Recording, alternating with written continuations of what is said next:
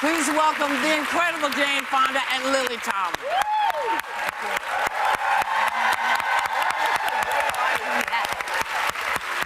So you guys have been friends for a very long time, but you supposedly say that you're opposites, total opposites. What does this mean?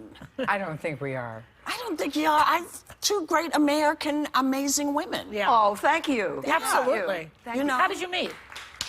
We met technically when Jane came to see my show at the Amundsen back in, like, what would it have been? It was in the late 70s, and I fell in love. Yeah. I did. And I was in the middle of I'm co-producing 9 to 5, and I'm working on the script, and it's kind of dark. Yeah.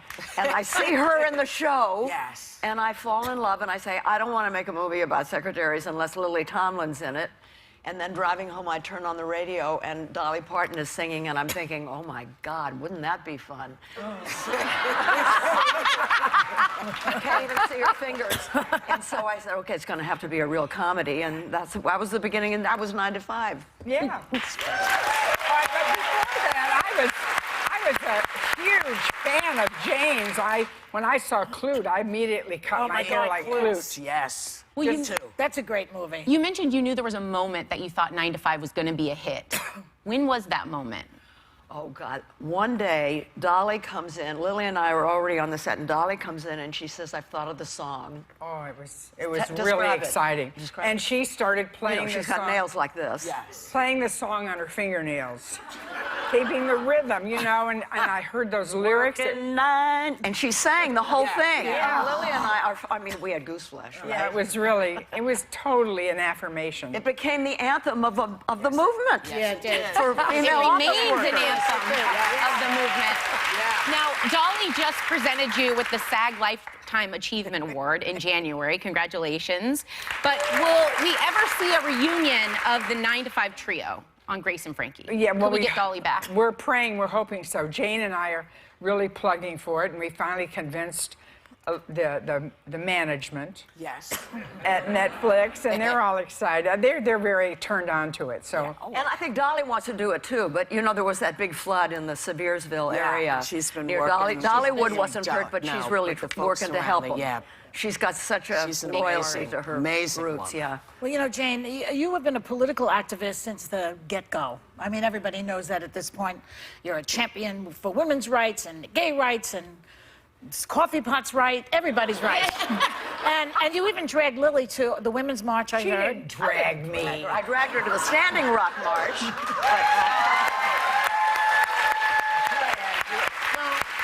No, but the Women's Helen March Reddy. was amazing. Did you say that?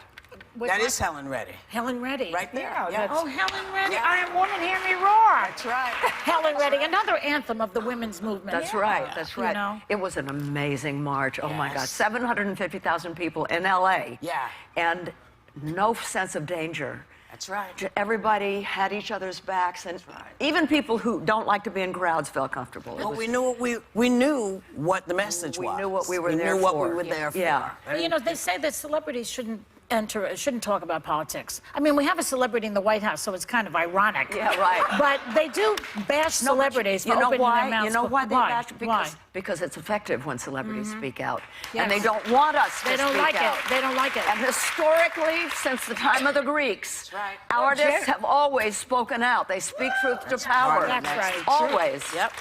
And also, what about, usually it's people who don't like you speaking out or people who have contrary opinions. Yes. Yeah, that's what I mean. And they think the other person is just Oh, you did? Oh, I'm sorry. This opposites thing isn't playing out because you seem to be very in sync. You said it in no way that I could understand. Okay, then you do it. Do your thing. Now, Yes. I have another quote from you, Jane, that said, no one should run for president without passing a psychological test. Do you have anybody in mind when you said that? They're fantastic, these tests. They're very complicated. They Yes. take a long time, and there's many different kinds of things. And because I had a husband once that said I was crazy, and then he made me take the tests. Oh, really? And I said, I won't take them unless you do. Right. Guess what? Yeah, he was the nuts. Yeah, Yeah. right. Really? No, but I do think, either we all become psychiatrists, voters do, or else the person, woman or man, who's running needs to take a test. Yeah. That's a good. I think that's a think it's a baseline. really You gotta good take a test to drive a car. I'm serious. Why not It drive should a be- country? If you're gonna drive a country, you should have a test. Yeah. True. Do you know how to make a turn on a dime? Do you read? You know, can you read? Do you? The basics. Yes, can you? Crazy. Go ahead. Jane, you even have a line of merchandise that I think you were sporting on the red carpet. You have T-shirts, mugs, even a clutch purse with your infamous mugshot from 1970. By the way, you look have that. stunning. It's a good shot, It's isn't an it? I amazing know. shot. You don't waste that.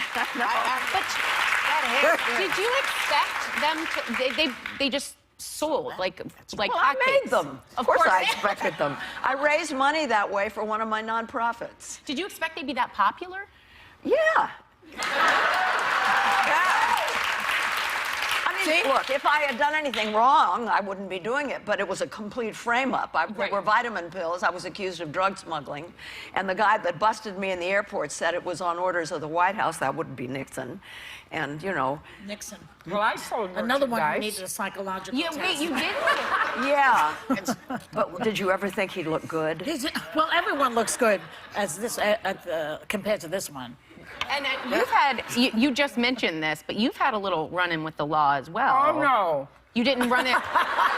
You might have experimented with some things Many that were years ago. No. Many years ago. Nothing honorable. Nothing honorable. Do you want to tell the group about this, or do you want me to?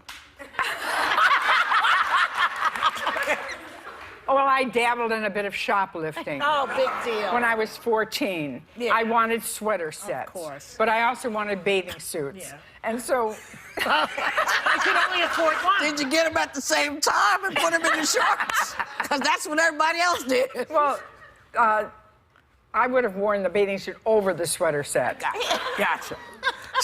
You know, one time I remember reading that when your hair didn't look right when you were a kid, you would stay home from school. I would. I literally would be out 12, 13 days in a row. It's the hair. Yeah, and I was known as the alibi artist, and so one day Mr. Daniels, my counselor, called me and he said, "Oh, Mary, my real name is Mary." He says, I should have said Lily, but he says, so I will say it, "Lily, what haven't been out of school here 10, 12 days?" Oh, Mr. Daniels, and I was in the bathtub taking a bath, and I suddenly thought the water was running on my legs, and I said, "I scalded my legs. And I can't get to school." I said, "They're a little better. I think I can come tomorrow." And I put airplane glue all over my legs. And put a pair of stockings over that. Your hair didn't come out right. Yeah, because my hair didn't come out right. Well, let me ask you That's this. one big way we're different. Your hair always comes out right. No, I didn't give a fuzzy rat's ass if my hair was good or not. Speaking of a fuzzy rat's ass, Grace and Frankie does a great job talking about issues like aging and sexuality. And this season, and you know, it's interesting that we can't actually say what I'm about to say. The ladies are starting an interesting new business. You want to say what it is? What is Well, you see, at the end of season 2, a good friend of ours gives us both gifts, and Right. my gift is something that vibrates. Right. And Grace, like a phone. Grace Or a has toothbrush. never Right. used one before and ends up with carpal tunnel syndrome. Now, see, That's funny. I mean, the greatest thing about this is we used to get vibrators as gifts from people all the time. On the view. On the view. Yes, I'm going to say it really fast because now that we're not entertainment, we're not allowed to talk about this. But this is why your show is so important. Because women who are getting older and realizing that there's more to life are doing all kinds of stuff, and you're representing it. Thank you, Jane and Lily.